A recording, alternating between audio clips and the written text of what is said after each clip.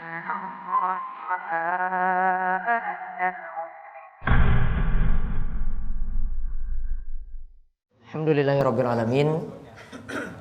Wassalatu wassalamu ala asyrafil anbiya wal mursalin nabiyina wa sayyidina Muhammadin wa ala alihi wa man tabi'ahum bi ihsanin ila yaumiddin. Allahumma inna nas'aluka ilman nafi'a wa rizqan thayyiba wa amalan mutaqabbala.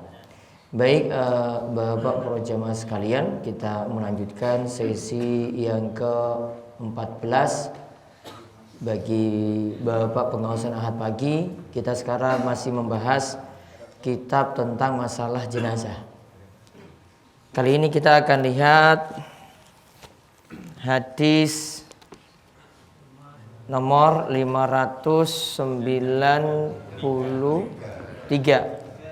tentang hukum mempercepat pengurusan jenazah. Mempercepat pengurusan jenazah.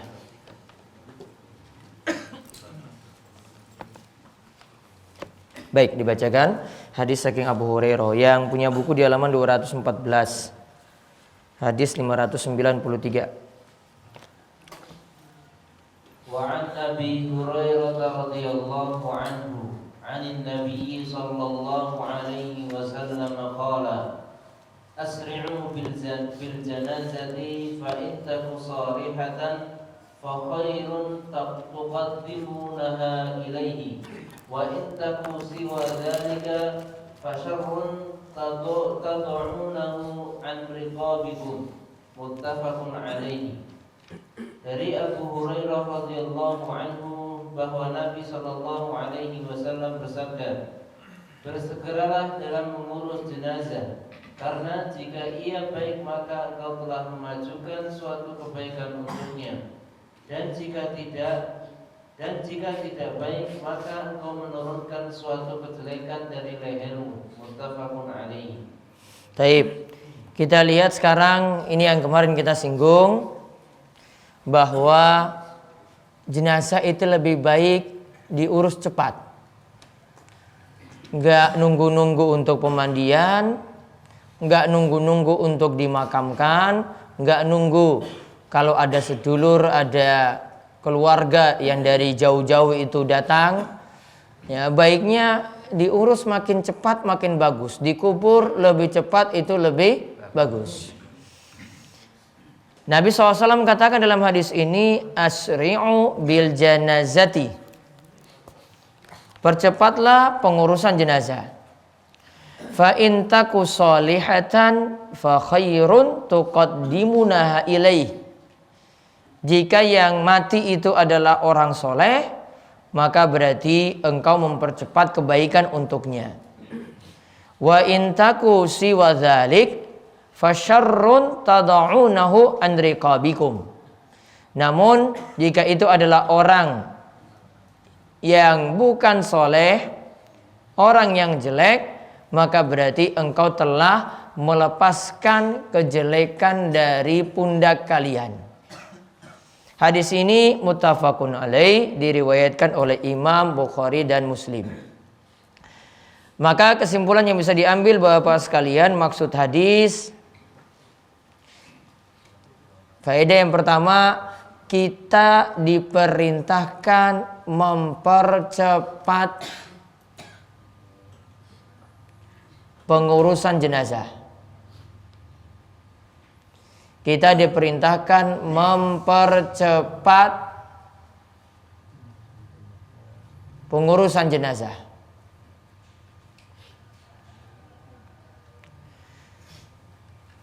Faedah yang kedua, mempercepat pengurusan jenazah ada dua maksud.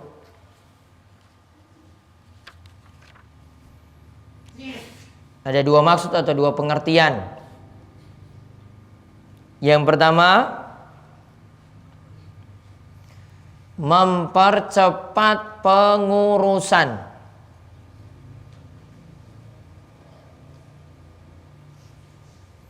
Berarti dari mandi ya. Mandinya disegerakan, mempercepat sini bukan cepat-cepat dimandikan, bukan. mempercepat, menyegerakan dimandikan, menyegerakan dikafani, menyegerakan disolatkan, menyegerakan dikuburkan. Umum, ya ini kalau yang pertama. Kemudian pengertian yang kedua atau maksud yang kedua, mempercepat dibawa ke kubur. Mempercepat dibawa ke kubur. Mempercepat dibawa ke kubur. Jadi langsung segera, kalau tadi sudah selesai, kita punya waktu untuk kalau di tempat kita berarti gali kuburnya sudah selesai, sudah siap, maka segera dibawa. Kadang biasanya kendalanya itu cuma karena gawe kubur aja, karena dapat batu misalnya, ya sehingga prosesnya agak sedikit lama. Namun kalau ada yang dapat tanah bagus, cepat untuk membuat kubur tadi, maka disegerakan lebih bagus. Kemudian faedah yang berikutnya lagi, baiknya penguburan jenazah tidak ditunda-tunda. Kecuali ada alasan yang penting. Kecuali ada alasan yang penting. Ya Allah. Satu, menunggu banyaknya jamaah untuk menyolatkan. Menunggu banyaknya jamaah untuk menyolatkan. Karena kemarin sudah kita bahas nih. Berapa orang kemarin? Ada 40. Ada juga yang 100. Makin banyak itu makin baik. Kemudian contoh yang kedua lagi, alasan yang kedua, karena alasan pemeriksaan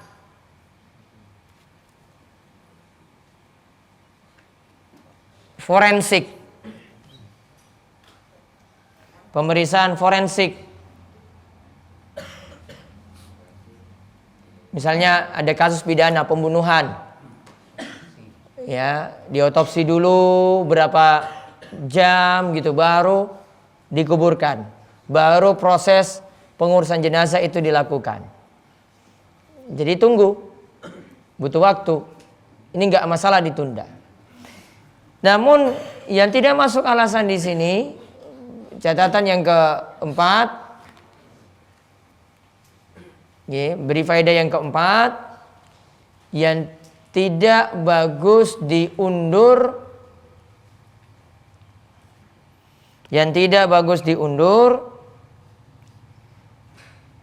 adalah karena menunggu kerabat.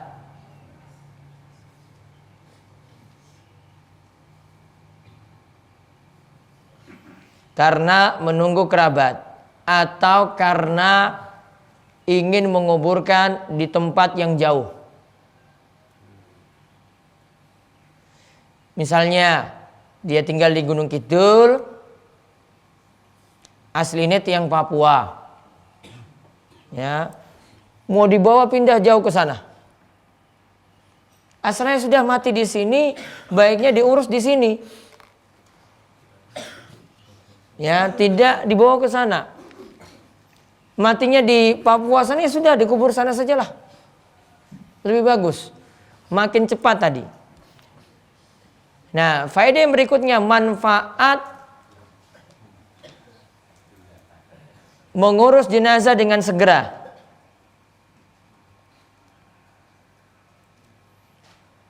Manfaat mengurus jenazah dengan segera. Satu, kalau itu orang soleh,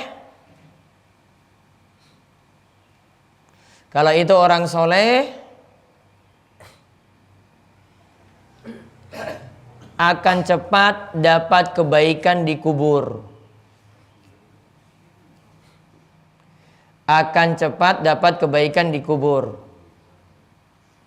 Dan ingat Bapak sekalian, alam kubur lebih baik daripada alam dunia.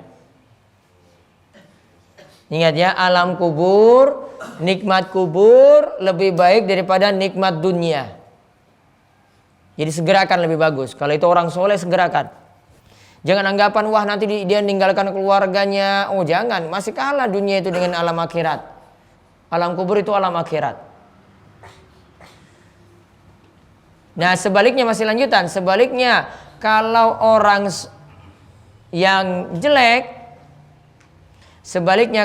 yang jelek, berarti kita lepas dari kejelekan yang ia miliki. Berarti kita lepas dari kejelekan yang ia miliki. Jadi sudah kita seperti lepaskan dari pundak kita kejelekan-kejelekan yang dia punya. Kemudian faedah yang berikutnya lagi, kalau tempatnya dekat, lebih bagus jenazah dibawa ke kubur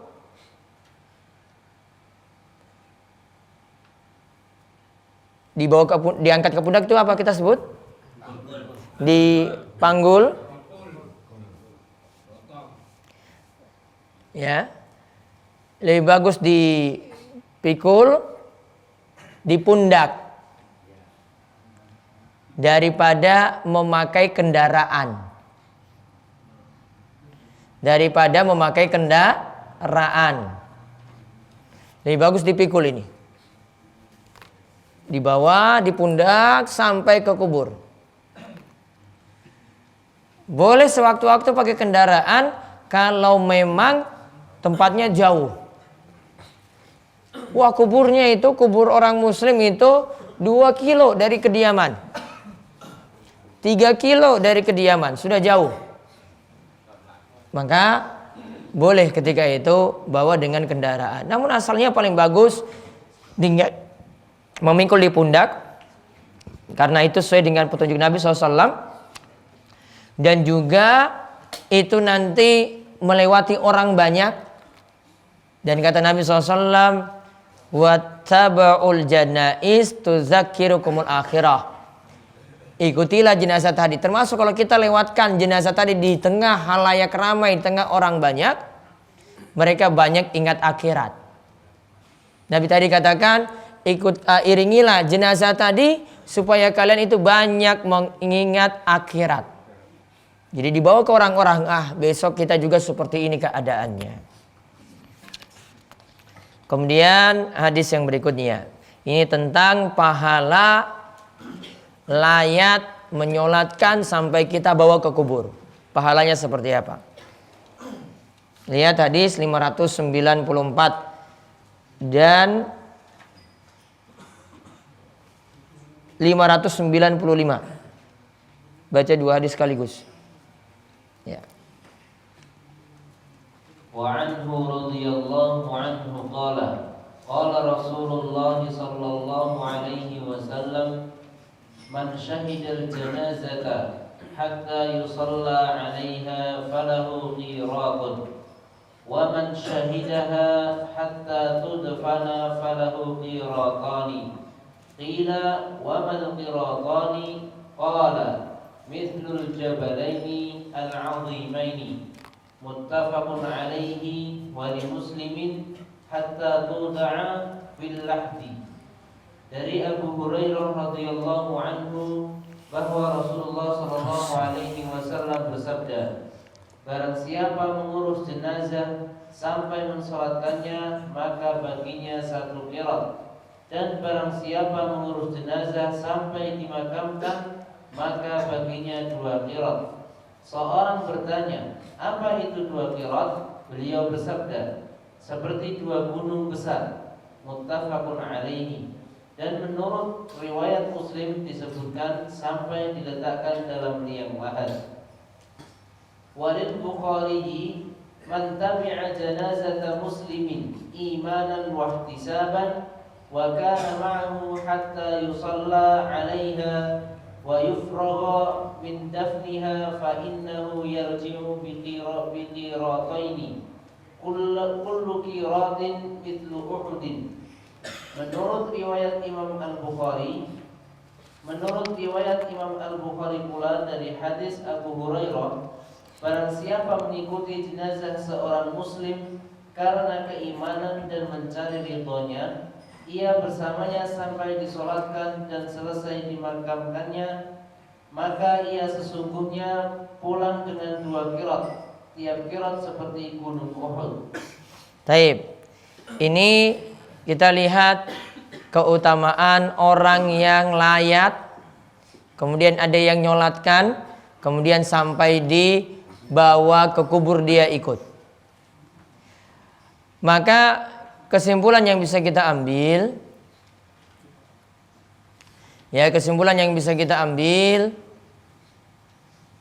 faedah yang pertama,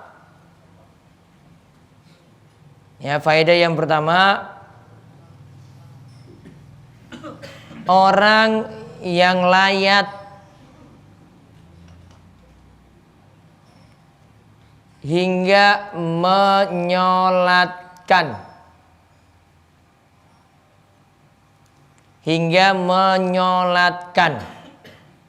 Berarti bukan hanya masukin amplop tok dalam kotak, namun sampai apa? Menyolatkan.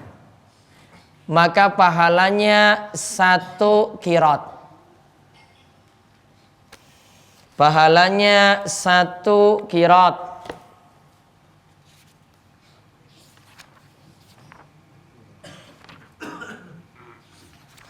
Kemudian faedah yang kedua, yarhamkallah, bagi yang layat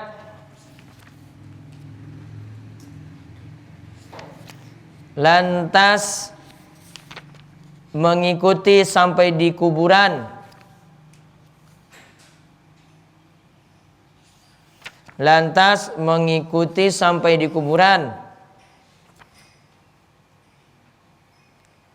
maka pahalanya 2 qirat.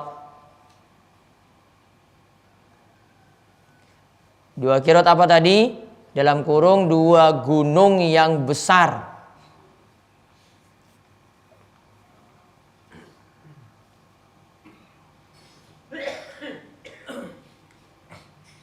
Jadi dia datang untuk nyolatkan dulu, dia nunggu sampai di kubur, maka pahalanya 2 qirat.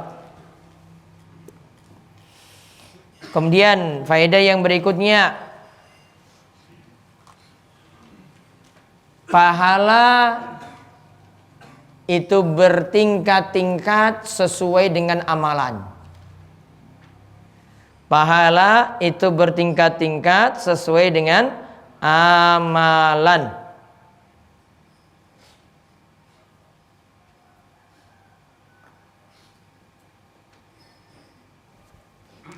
Jadi kalau cuma nyolatkan saja berarti dia cuma mengorbankan waktu sebentar. Aktivitasnya sebentar saja yang dia korbankan. Ya maka pahalanya cuma 1 qirat. Namun kalau dia tambah lagi sampai dibawa ke kubur, jadi pahalanya 2 qirat.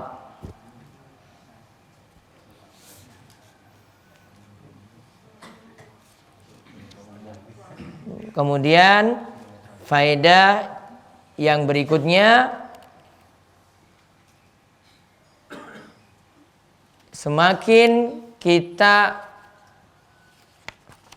mengantar ke kuburan,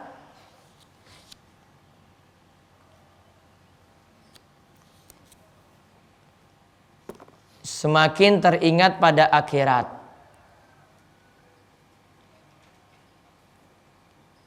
Semakin teringat pada akhirat, maka pahalanya makin besar.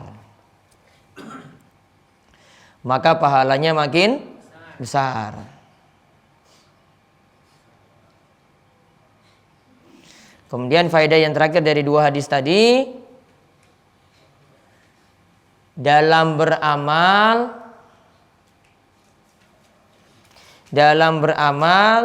mesti didasari iman. mesti didasari iman dan ihtisaban.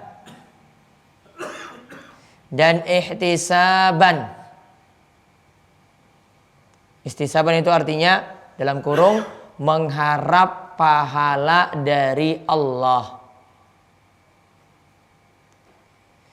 Jadi kalau kita orang muslim itu melakukan amalan ingin dapat surga, kita lakukan amalan ingin jauh dari neraka, maka itu yang namanya ikhlas. Itu yang namanya ikhlas. Ada anggapan dari kaum sufi yang katakan seperti perkataan dari Rabi al-Adawiyah, kalau kita itu beramal jangan harap-harap surga, jangan sampai takut pada neraka, nanti itu enggak ikhlas. Ini pernyataan keliru. Wong di sini dikatakan imanan wahtisaban. Atas dasar iman kita lakukan amalan, wahtisaban atas dasar ingin cari pahala. Ingin cari pahala berarti ingin raih surga, ingin terbebas dari neraka. Maka hati-hati kalau dapat pemahaman seperti pemahaman kaum sufi seperti ini. Sufi ini bukan suka TV. Ya, sufi ini pemahamannya dari sisi ibadah ada amalan-amalan banyak yang tidak ada tuntunan. Dari sisi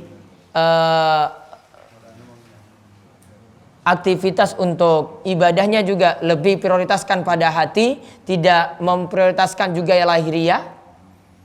Yang penting hatinya itu baik, intinya kayak gitu. Kalau hati itu baik, ada yang punya keyakinan sudah, kamu jelek bagaimanapun yang penting hati itu baik. Tidak seperti ini. Kita memperhatikan lahiriah, diperhatikan, batin juga diperhatikan, tidak memprioritaskan salah satu. Nah, kemudian sekarang hadis yang berikutnya lagi tentang kalau jenazah ini kita bawa. Yang ingin ke kubur tadi, mereka jalan di depan jenazah atau di belakang? Atau depan dan belakang? Nah, ini lihat hadisnya dulu nanti baru kita lihat. Lihat hadis saking Salim 596. Wa 'an Salim an abihi radhiyallahu anhu annahu ra'a an-nabiy sallallahu alaihi wasallam wa Abu Bakr wa Umar yamshuna amama al-janazati. Rawahu al-khamsatu wa sahhahahu Ibnu Hibban wa a'allahu an-Nasa'i wa ta'ifatun bil irsali. Dari Salim dari ayahnya radhiyallahu anhu bahwa dia pernah melihat Nabi sallallahu alaihi wasallam, Abu Bakar dan Umar radhiyallahu anhuma berjalan di depan jenazah. Diriwayatkan Imam 5 sahih menurut Ibnu Hibban dan mursal menurut An-Nasa'i dan sekelompok ulama. Diberi catatan hadisnya hadis yang sahih. Jadi bisa diamalkan. Kalau dalam hadis ini jenazahnya di mana? Depan apa belakang? Belakang.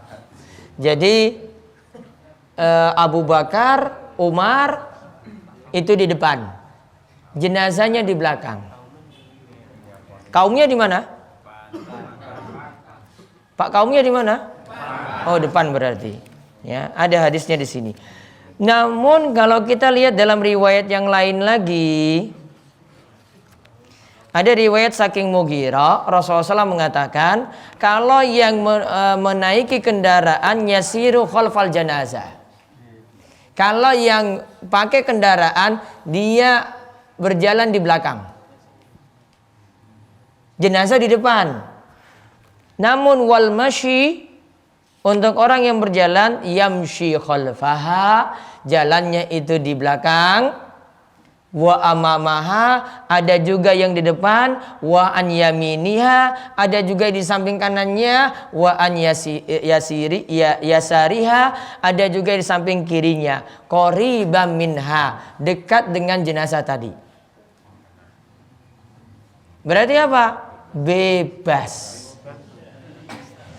Ya, yang pakai kendaraan di belakang, yang jalan bebas. Mau di depan boleh, mau di belakang juga boleh, mau samping kanan boleh, samping kiri juga boleh. Kesimpulannya apa berarti? bebas. Yang penting diterke sampai ke kubur. Jangan ditaruh di tengah jalan.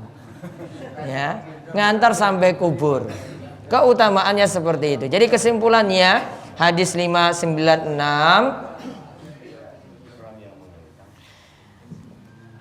orang yang mengantar ke kubur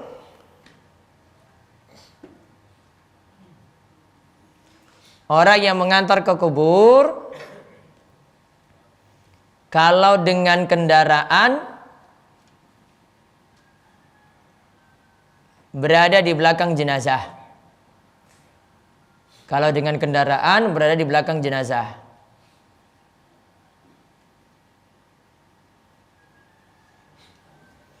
Namun kalau berjalan kaki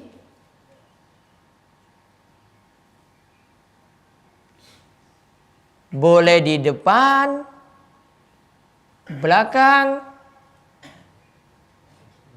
atau samping kanan kiri dari jenazah. Atau samping kanan kiri dari jenazah.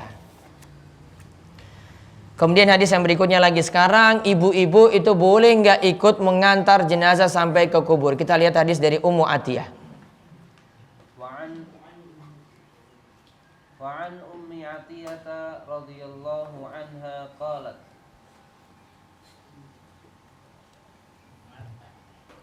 وعن أم عطية رضي الله عنها قالت نهينا عن اتباع الجنائز ولم يلزم علينا متفق عليه. Dari Ummu Atiyah radhiyallahu anha berkata, kami dilarang ikut mengantar jenazah, tetapi larangan itu tidak dikeraskan atas kami. Muttafaqun alaihi. Jadi ini untuk ibu-ibu, para wanita.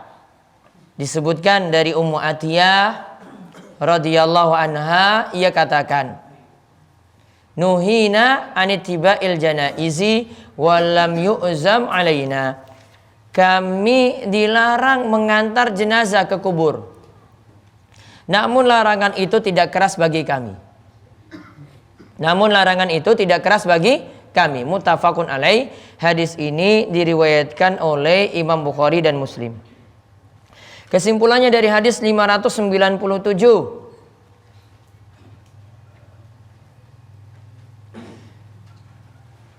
Wanita dimakruhkan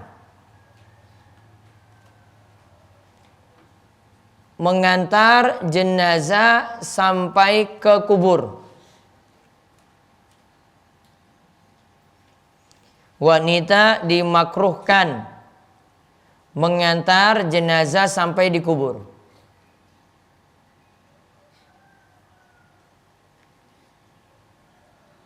Titik. Ada dua sebab kenapa makruh. Yang pertama, wanita banyak menangis. Jadi kesedihannya tidak bisa dia tahan. Apalagi kalau sudah lihat orang tuanya itu dimasukkan dalam kubur. Lebih nangis lagi. Kemudian alasan yang kedua, biar tidak campur baur antara laki-laki dan perempuan. Biar tidak campur baur antara laki-laki dan perempuan. Karena ini nanti tugas laki-laki. Kalau perempuan ikut jadi ikhtilat. Campur di situ. Yang ini dihindari dalam agama kita. Ya, ini dihindari dalam agama kita. Jadi baiknya sarankan pada ibu-ibu atau para wanita mending tinggal di rumah dulu. Namun nanti untuk ziarah kubur nanti ada pembahasannya sendiri, masih dibolehkan untuk wanita. Sekarang hadis yang berikutnya lagi dari Abu Sa'id. Sekarang boleh enggak atau diperintahkan atau tidak kita berdiri saat jenazah itu lewat? Kita lihat hadisnya dari Abu Sa'id. وعن أبي سعيد رضي الله عنه أن رسول الله صلى الله عليه وسلم قال إذا رأيتم الجنازة فقوموا فمن تبعها فلا يجلس حتى توضع متفق عليه. Dari Abu Sa'id radhiyallahu anhu bahwa Rasulullah sallallahu alaihi wasallam bersabda, bila kalian melihat jenazah maka berdirilah, dan barang siapa mengantarkannya hendaknya ia tidak duduk sampai jenazah itu diletakkan. Muttafaqun alaihi.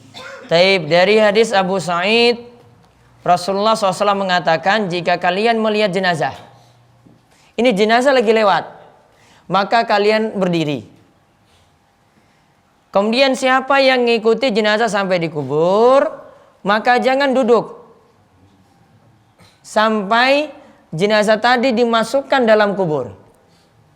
Jangan duduk sampai jenazah tadi dimasukkan dalam kubur.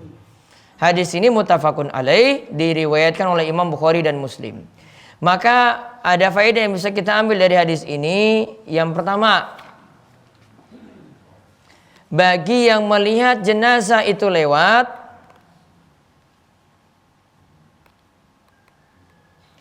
maka disunahkan untuk berdiri. Maka disunahkan untuk berdiri.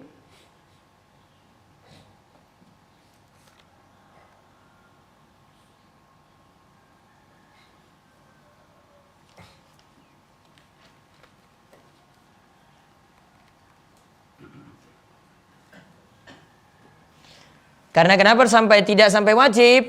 Karena dalam hadis Ali menyebutkan keadaannya masih boleh untuk duduk. Ya, dalam hadis Ali masih dibolehkan untuk duduk. Namun berdiri lebih bagus. Jadi kalau jenazah lewat, ya berdiri ketika itu. Jenengan berdiri sudah amalkan hadis Nabi SAW ini. Kemudian faedah yang kedua, bagi yang mengantar jenazah sampai ke kubur,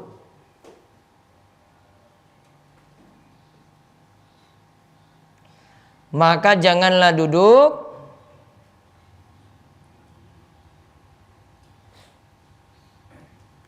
sampai jenazah itu dimasukkan dalam kubur. Sampai jenazah itu dimasukkan dalam kubur.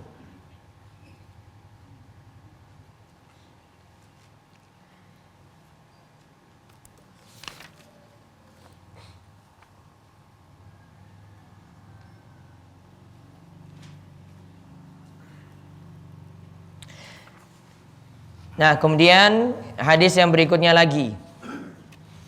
Sekarang bagaimana kita memasukkan jenazah dalam kubur? Bagaimana kita memasukkan jenazah dalam kubur? Baik. Wa an Abi Ishaq radhiyallahu anhu anna Abdullah ibn Yazid radhiyallahu anhu أدخل الميت من قبل الرجلين القبر وقال هذا من السنة أخرجه أبو داود. Dari Abu Ishaq radhiyallahu anhu bahwa Abdullah ibnu Yazid radhiyallahu anhu memasukkan mayit dari arah dua kaki kuburan, dan ia berkata, ini menurut sunnah, dikeluarkan oleh Abu Dawud. Dimasukkan pada arah kaki kubur. Kubur itu punya kepala, kubur itu punya kaki. Kalau kubur itu hadap kiblat, ya kan? Ini kan diarahkan ke kiblat. Sekarang kepalanya itu berarti yang sebelah mana? Utara. Kaki sebelah selatan. Berarti kita masukkan dari sebelah selatan. Ya, dimasukkan dari sebelah selatan. Dan ini dikatakan tadi, ini adalah sunnah Nabi Sallallahu Alaihi Wasallam. Kebanyakan dari samping. Ditulis dulu. Faedah yang kita bisa gali dari hadis ini, disunahkan memasukkan jenazah dari arah kaki kubur, dalam kurung selatan. Namun masih boleh juga memasukkannya dari arah kiblat. Memasukkannya dari arah kiblat. Sebagaimana perbuatan Ali bin Abi Thalib.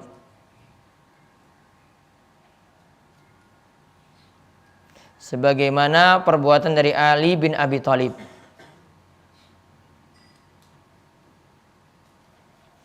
Dan Imam Ahmad ketika ditanya ini, ya Imam Ahmad ketika ditanya masukannya dari mana? Dari kaki kubur atau dari kepala kubur atau dari arah kiblat? Imam Ahmad katakan, insya Allah semuanya boleh.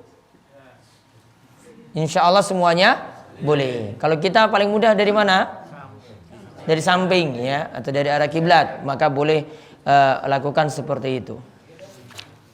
Terus hadis yang berikutnya lagi. Sekarang kalau masukkan jenazah dalam kubur, ada nggak bacaannya? Lihat hadis 599 dan 600, dua hadis sekaligus.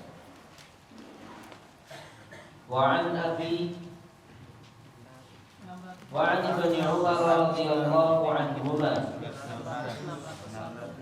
Maaf 600 dan ya hadis 600 toh 599 tadi. Ibn Umar radhiyallahu anhuma 'anil Nabi sallallahu alaihi wasallam qala idza wada'tum mautakum fil quburi faqulu bismillah wa ala millati rasulillah sallallahu alaihi wasallam. Akhrajahu Ahmad wa Abu Dawud wa Nasa'i wa sahhahahu Ibnu Hibban wa a'annahu ad-Daraqutni bil waqfi.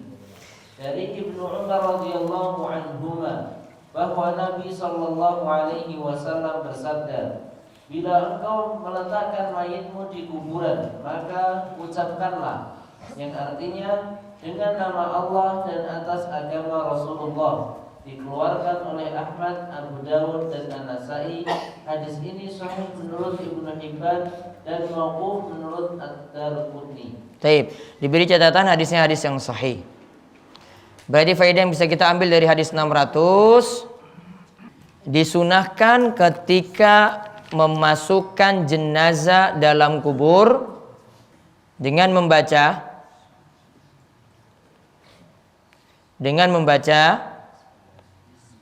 Bismillah wa ala millati Rasulillah. Bismillah wa ala millati Rasulillah. Atau Bismillah wa ala sunnati Rasulillah. Tadi yang pertama apa? Bismillah wa ala millati, pakai millah. Millati Rasulillah atau Bismillah wa ala sunnati Rasulillah. Dua-duanya boleh. Millah artinya agama. Ya sunnah itu artinya syariat atau jalan. Millah itu artinya agama. Sunnah itu artinya syariat atau jalan.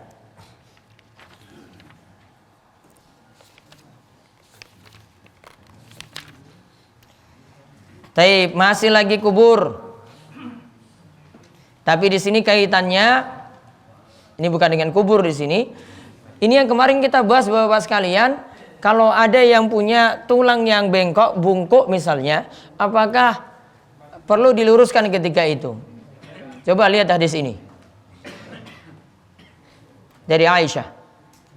Wa an Aisyah radhiyallahu anha أن رسول الله صلى الله عليه وسلم قال كسر عظم الميت ككسره حيا رواه أبو داود بإسناد على شرط مسلم. Dari Aisyah radhiyallahu anha bahwa Rasulullah sallallahu alaihi wasallam bersabda, mematahkan tulang mayit adalah sama halnya dengan mematahkannya dalam keadaan hidup. Diriwayatkan oleh Abu Dawud dengan syarat menurut syarat riwayat Imam Muslim. Yang 602 lagi. Wa zada Ibnu Majah min hadits Ummi Salamah radhiyallahu anha fil ithmi. Ibnu Majah menambahkan dari hadis Ummu Salamah radhiyallahu anha dalam dosanya. Jadi kalau mematahkan tulang orang mati itu sama seperti kita mematahkan tulangnya ketika orang itu hidup. Dikatakan samanya apa? Sama-sama berdosa. Berarti kesimpulannya dicatat faedah hadis 601 dan 602. Tidak boleh mematahkan tulang dari mayat. Mematahkan tidak boleh. Dan hukumnya berdosa. Jadi yang kemarin ditanyakan, boleh nggak yang bungkuk diluruskan? Boleh, namun nggak boleh patah. Kalau sampai patah, dosa. Kemarin pakai cairan apa, Pak Sudar? Spiritus. Spiritus dan juga. Boleh pakai itu dengan catatan nggak boleh patah. Kalau patah, ganti rugi. Gak mengganti rugi, makanya jangan nekat-nekat. Harus timbang-timbang matang-matang, ini resikonya ada enggak? Dosa. Karena mematahkan ketika hidup sama seperti mematahkan ketika mati, sama-sama dosa. Hadis yang berikutnya lagi. Sekarang kuburannya itu bentuknya seperti apa? Dan tingginya itu bagaimana? Itu sampai dibuat aturan dalam agama kita. Bentuknya itu seperti apa? Apakah manut sama tradisi? Ya. Tingginya diatur juga dalam hadis ini. Lihat hadis hadis 603 tambah lagi 604.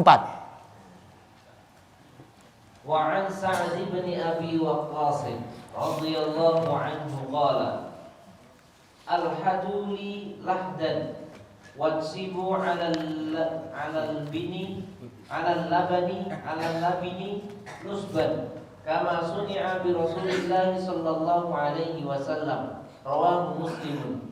Dari Sa'ad bin Abi Waqqas radhiyallahu anhu berkata, galilah liang lahat untukku dan pancangkanlah batu-batu untukku seperti yang telah dibuatkan untuk Rasulullah sallallahu alaihi wasallam. Diriwayatkan oleh Muslim.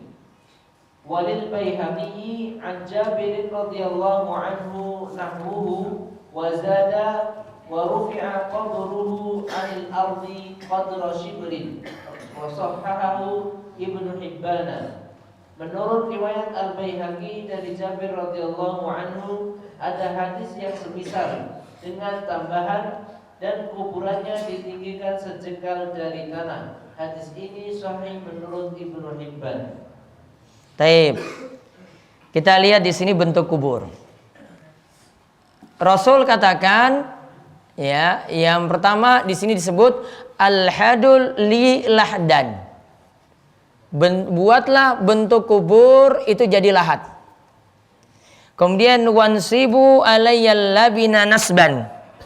Dan pancangkanlah batu-batu untukku seperti kama suni'a bi Rasulillah SAW, sebagaimana dilakukan pada Rasulullah sallallahu alaihi wasallam. Tambahan riwayat saking Jabir disebutkan wa rufi'a qabruhu 'anil ardi qadra shibrin. Kuburnya itu ditinggikan dari tanah cuma 1 jengkal. Ditambah dari tanah itu cuma 1 jengkal saja. Tambah lagi 1 lagi, masih kaitannya dengan kubur, biar sekalian. Wali Muslimin anhu radhiyallahu anhu, naha Rasulullah sallallahu alaihi wasallam ayyujassasa al-qabr wa an yuq'ada alaihi wa an yubna alaihi. Dari Jabir radhiyallahu anhu menurut riwayat Muslim, Rasulullah sallallahu alaihi wasallam melarang untuk menembak kuburan, duduk di atasnya dan membangun di atasnya. melarang untuk menembok kuburan, melarang untuk duduk di atas kuburan, melarang untuk membangun bangunan di atas kubur. Hadisnya tadi riwayat Muslim, sahih. 605 itu dibulatin besar-besar. Bahwa stabilo itu di stabiloin. Ya, atau dilingkarin besar gitu bukunya. Sahih. Berarti aturan mengenai kubur. Sekarang tulis aturan mengenai kubur. 1. Bentuknya paling bagus adalah lahat. Bentuknya paling bagus adalah lahat. Lahat itu di sebelah barat itu di apa namanya? Lubang. Nah. Hah? Ada lorong gitu ya. Nah, ada lorong di sebelah baratnya. Jadi kubur gini, nah sebelah baratnya dimasukin. Jadi jenazahnya nanti dimasukin di dalam lahat tadi. Nah, ada guanya lah. Ya, terserah mau dibilang apa tadi. Ya. Lahatnya itu namanya lahat. Ya, itu namanya lahat. Ini bentuk kubur yang paling bagus. Namun mungkin di sebagian tempat sulit karena tanahnya cepat longsor. Namun kalau tidak ada halangan seperti itu, tetap lahat yang lebih bagus. Ya, karena kenapa lahat yang paling bagus? Ini bentuk kubur dari Rasul Shallallahu Alaihi Wasallam. Kemudian aturan yang kedua, masih boleh meletakkan batu-batu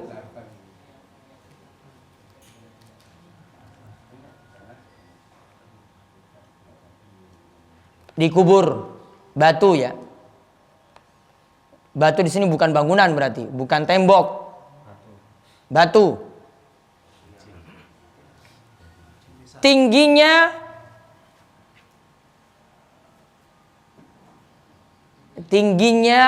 maksimal 1 jengkal. Botol aqua nih, tuh.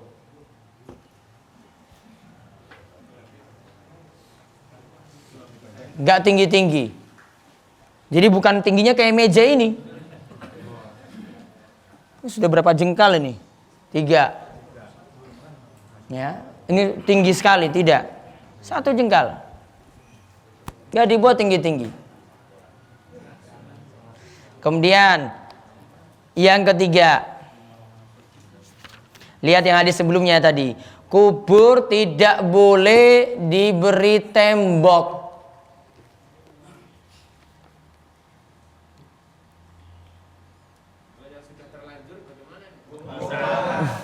Kita bahas dulu yang belum terlanjur ini.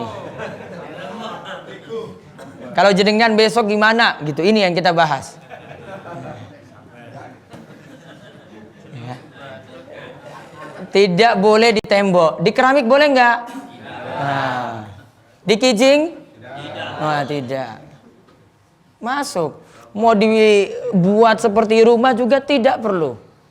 Kemudian yang keempat, kubur tidak boleh diberi bangunan. Contohnya apa? Atap. Contohnya apa lagi? Kijing. Contohnya apa lagi?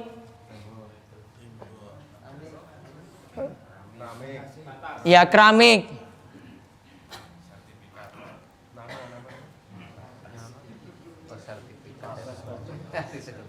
Kemudian yang terakhir, aturan untuk kubur. Kubur tidak boleh diduduki. Kubur tidak boleh diduduki.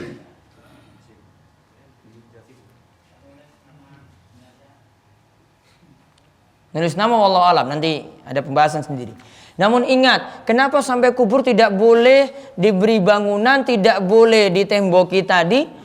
Tidak boleh diberikan seperti itu. Kata para ulama, ini suatu bentuk pemborosan pada kubur. 1. Kemudian ini juga bentuk berlebihan. Kalau ini orang soleh, kuburnya nanti akan diagungkan berlebihan. Kemudian bentuk seperti ini juga bisa mengantarkan pada kesyirikan. Mengantarkan, saya bukan bilang syirik, mengantarkan pada syirik. Karena kalau kubur sudah diistimewakan, nantinya itu akan dilebihkan di waktu yang lain. Maka kubur jadi bangunan, kubur itu jadi tempat biasa. Bukan kita bentuk seperti bangunan seperti tadi. Ditambahkan lagi aturan berikutnya lagi yang keberapa? 6. Kubur tidak perlu diberikan penerangan. Ya, kubur tidak perlu diberikan penerangan.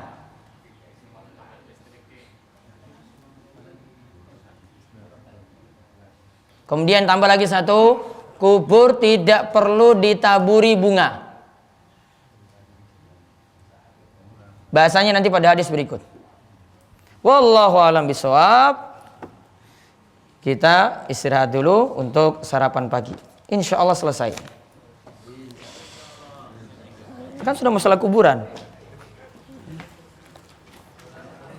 Ada yang ditanyakan? 1-2 pertanyaan saja. Mbah Muji. Waalaikumsalam warahmatullahi wabarakatuh.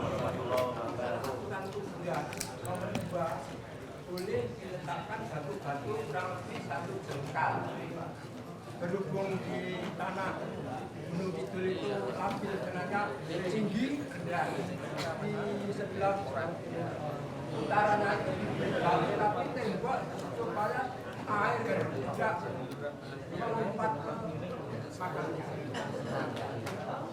Ya, berarti bukan kuburnya yang diberi, tanah sebelahnya. Kuburnya yang tidak diberi, namun tanah sebelah. Iya.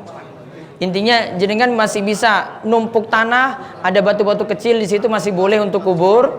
Namun kalau untuk tujuan tadi berarti di luar kubur. Untuk mana itu? Untuk di luar kuburnya berarti? Untuk tembok tadi?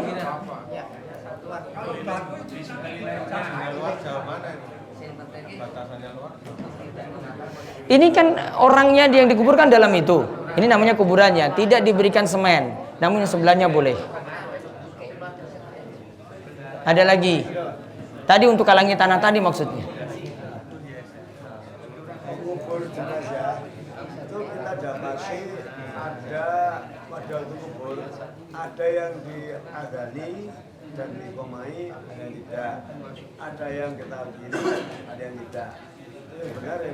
Yang benar baca bismillah wa ala millati rasulillah atau bismillah wa ala sunnati rasulillah. Ora diazani.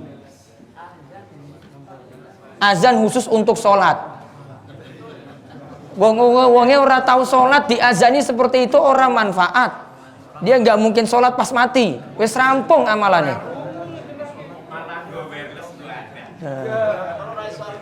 Ya, nggak perlu. Tadi sudah jadi dalil, ya, masukkan jenazah dalam kubur pakai apa? Bismillah wa ala millati rasulillah atau bismillah wa ala sunnati rasulillah. Tidak ada ucapan azan di situ. Terus satu lagi, Pak Jumadi. Waalaikumsalam warahmatullahi wabarakatuh.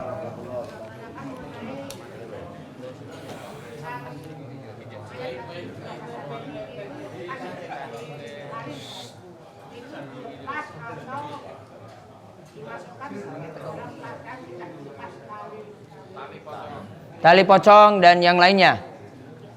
Baiknya yang tali pocongnya tadi itu dilepas. Lupa tidak dilepas, insya Allah nggak gentayangan.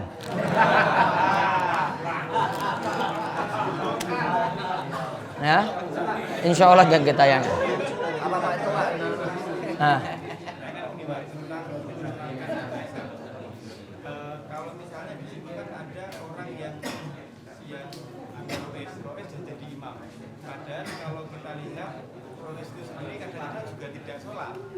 Terus ada lain yang jadi makmum itu orang yang tahu itu apakah harus mengulang atau memang itu jadi ada rois yang tidak sholat namun jadi imam untuk sholat jenazah.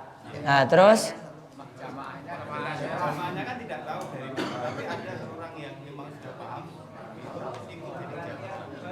Nah, baiknya dirikan sholat sendiri saja, nggak ikut roisnya. Ada lagi?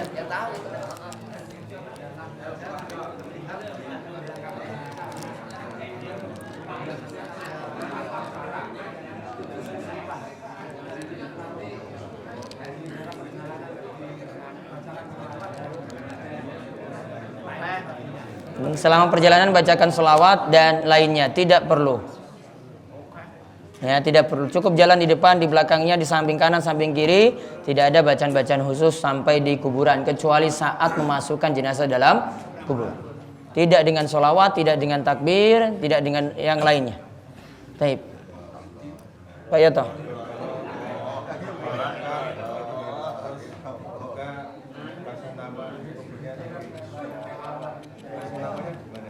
Dipamitkan, ya boleh. Terus dikasih nama di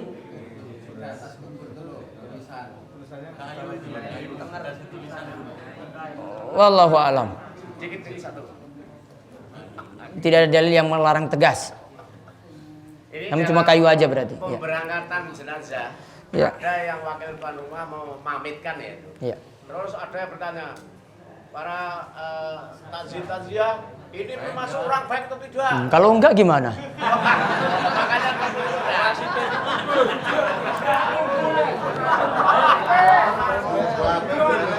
yang saya wingi bar nyolong ayam terus mati terus jenengan panggil kayak gitu coba. makanya dari mati mereka itu yang meninggal pas biasa tidak baik tapi bertanya. Nanti kita akan temukan hadis, ya. Kita temukan hadis nanti. Kalau orang itu sudah disaksikan oleh orang-orang yang hidup, dia itu baik, maka insya Allah di alam kuburnya dia juga nanti akan dapat kebaikan. Namun kalau orang-orang yang hidup itu sudah saksikan, dia orang yang nggak baik. Berarti tidak perlu dengan kata-kata itu. Ya, bagaimana mau perlu? Wong nggak benar seperti itu. Malah yang bagus bukan seperti itu, bukan diberi rekomendasi, namun tolong para jamaah yang hadir, tolong berdoa pada Allah, doakan dia supaya dosa-dosanya itu dimaafkan, diampuni. Oke, terima kasih. Dari manfaat kan? Ya. Manfaat. Daripada kita memberikan rekomendasi, ini gimana jamaah semua? Setuju nggih? Ini saya nggih. Ya gimana? Mana? Kita sudah bersaksi loh. Semuanya. Misalnya ini orangnya kemarin baru nyolong ayam. Di amuk masa. Ya, di amuk masa ini misalnya nggih. Terus kita bilang kayak gitu, enggak. Nipu berarti. Wong kita sudah jadi saksi semuanya kok. Kita anggap dia orang yang enggak baik. Maka yang dibutuhkan adalah banyak-banyak memintakan ampunan untuk orang tersebut. Doa. Ya, itu yang dituntunkan. Makanya kemarin kita temukan pembahasan boleh nggak menyolatkan orang yang melakukan dosa besar? Jawabannya boleh kan? Bahkan para ulama katakan orang seperti ini lebih membutuhkan ampunan. Langsung aja di tempat saya itu sering kali terjadi dalam satu keluarga itu kan anaknya 5 contoh, ya orang tua meninggal. Dalam satu rumah itu anaknya 5, yang 3 non muslim, terus yang 2 adalah muslim. Seringkali yang muslim itu kalah. Terus bagaimana hukumnya seperti itu?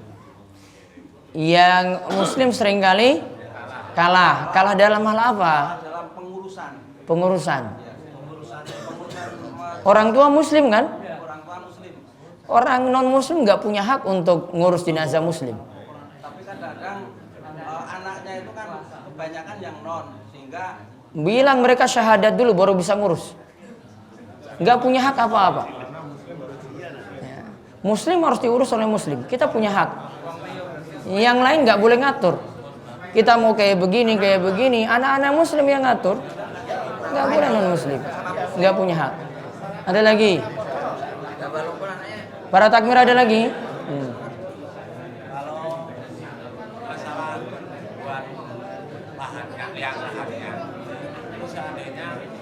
Orang non muslim yang meninggal, tapi kita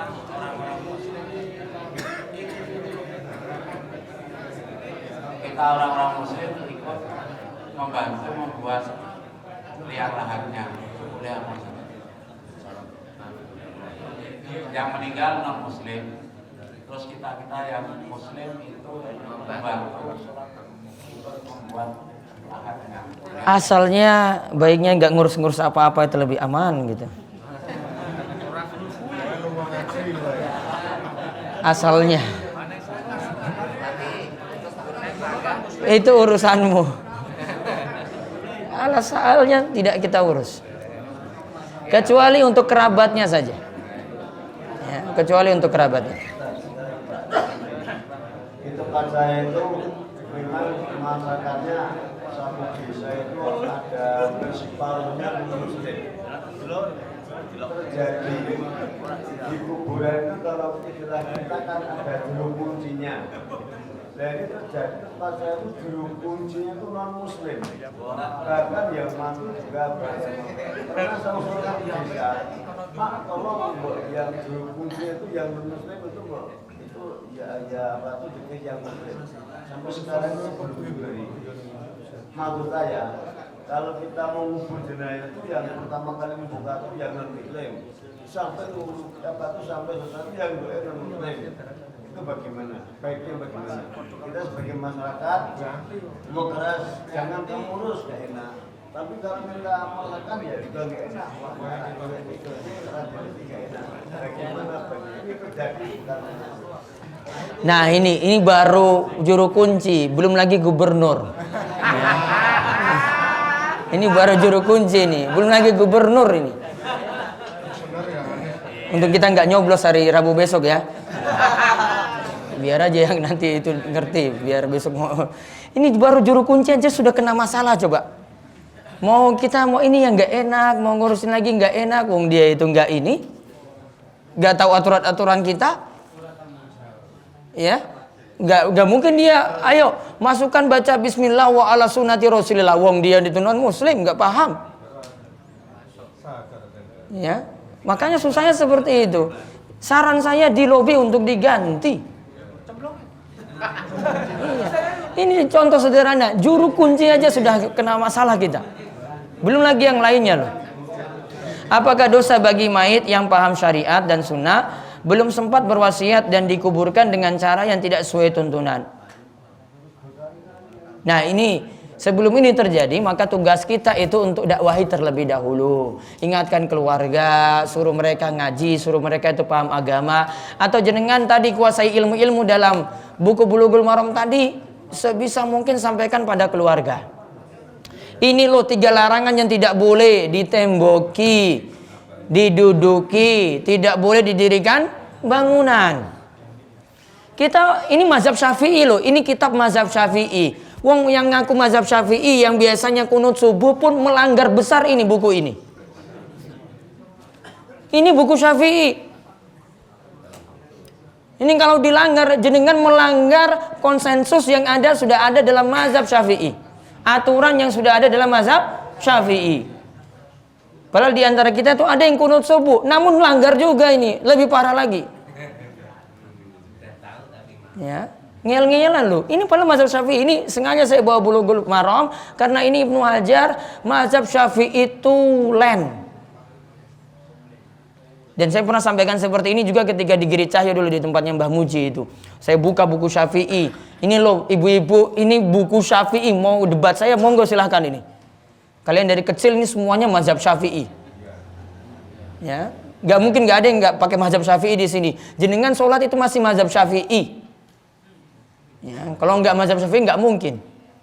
Azannya kayak gitu ya mazhab Syafi'i. Cuma yang di sini aja kita nggak pakai kunut subuh ya. Cuma itu aja bedanya. Namun yang lainnya sama. Iya kan Bapak Arjo? Iya. Jenengan apa? Syafi'i atau apa? Nggak mungkin Hambali jenengan. Syafi'i pasti. Ya, cuma itu tok. Ya, iki dilanggar loh. Ini hadis-hadis yang Ibnu Hajar susun, Ibnu Hajar Syafi'i tulen. Ya, yang mengaku Syafi'i namun ini ngelanggar. Wah, ini berat sekali. Apalagi kalau sudah ngaku jadi kiai baru dia sudah bangun kubur dari saat ini. Ya. Kubur sudah dibangun dari saat ini, sudah disiapkan rumah megah untuk kubur. ini jelas-jelas langgar mazhab Syafi'i yang sangat-sangat parah. Silakan buka di fikih Syafi'i yang lainnya sama seperti itu. Ini baru kitab hadis, belum lagi kitab-kitab fikih. Saya waktu itu bawa kitab Matan Abi Syuja, sebut sama seperti itu. Sama seperti Ibnu Hajar sebutkan. Cuma dia pakai kata-kata kalimat-kalimat fikih. Persis sama plek. Nggak ada beda. Iya. Tadi yang kami tanyakan masalah juru kunci non muslim ya. Nah sekarang kita punya masjid, yang di masjid itu kalau subuh itu ada 2 imam. Yang satu imamnya keras harus pakai kunut, yang lainnya keras tidak pakai kunut. Ya kalau pas sampai imamnya tidak pakai kunut, Aduh. Ya itulah Islam Nusantara kayak gitu Pak, sulit diatur. Ya pokoknya diatur bagaimana biar bisa akur lah ya. Ya baiknya diganti tadi, yang juru kuncinya itu ganti, yang imamnya pilih yang lebih sesuai dengan tuntunan. Solusinya jenengan ngaji, punya ilmu banyak, nanti bisa nasihati jamaah-jamaah yang ada. enggak kan lanjut di jamaah itu kita kan kalau imamnya yang pakai kunut kita tuh jamaahnya diarahkan kemana. Jadi kalau saya mengarahkan ya biar baca tapi kita nggak usah ngamin. Bagaimana sikap? Ya sudah, ngikuti seperti itu saja. Nanti saya akan berikan solusi lagi nanti. Terus nanti ada solusinya. Ngaji aja Pak. Jadi solusinya tadi, ini sebenarnya yang nanggung masalah nanti yang ngurus. Padahal bapaknya sudah tahu, anak-anaknya itu ngel-ngelan tetap tidak mau pakai tuntunan. Berarti yang masalah itu anak-anak, tidak diwariskan pada orang tua. Hukumnya menggali lagi kubur untuk kepentingan otopsi gimana? Boleh. Ya, ini masuk keadaan darurat. Sudah ya?